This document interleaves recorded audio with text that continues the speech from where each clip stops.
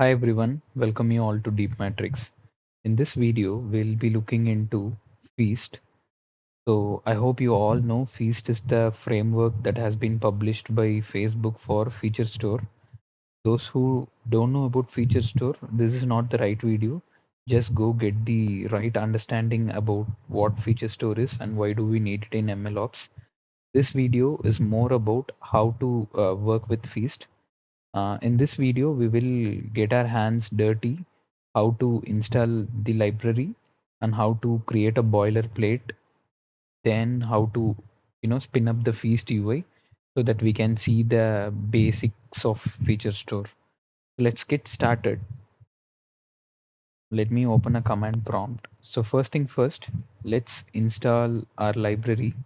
The command is pip install feast double equals to 0.38.0.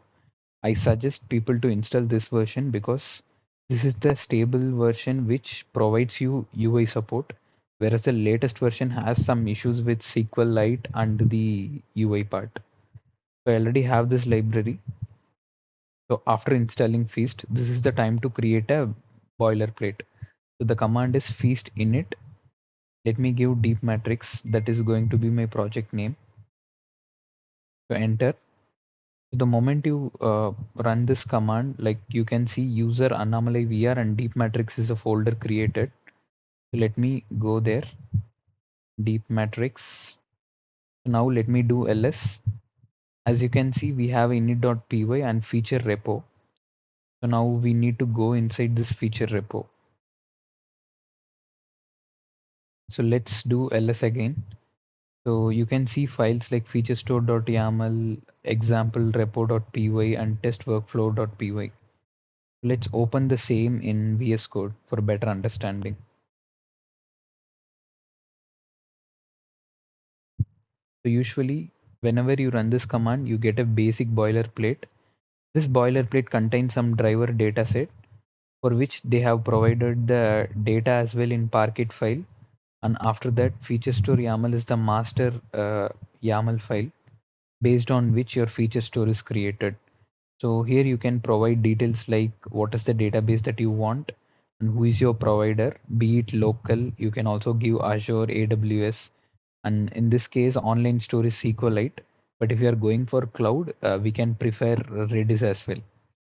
So this is the master file, and after that, example underscore repo.py is the actual place where you create all the feature store terminologies like entities, your file source, and what is the database that you're gonna use, and what is the features table. So in Feast, we say feature table as feature view. It is nothing but a table in feature store. It is similar to what we say table in SQL database. So all those things comes here. Okay. So I hope you understand the structure of the files. Now let's spin up the UI. So for spinning up the UI, you have to be inside this feature repo, and the command is feast UI hyphen h. I'm going to refer local, and after that hyphen port 5678.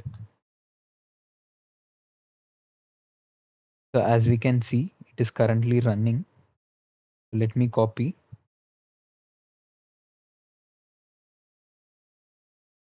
So add HTTP. So now you can see a project is created called Deep Matrix, and it is currently running in the same UI server. And here you can see certain terminologies like data source, entities, feature views, feature service, and data sets. But right now everything is empty because so far we just created the template, but nothing has been applied to the feature store server. So let's open one more terminal just to show you changes. I go to the same locations, deep matrix, and after that feature store repo.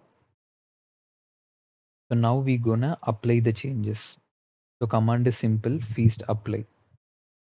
So the moment we do feast apply, the feast will look into this particular file, feature store YAML file, and based on the other supporting files, it will create a database called registry.db under data.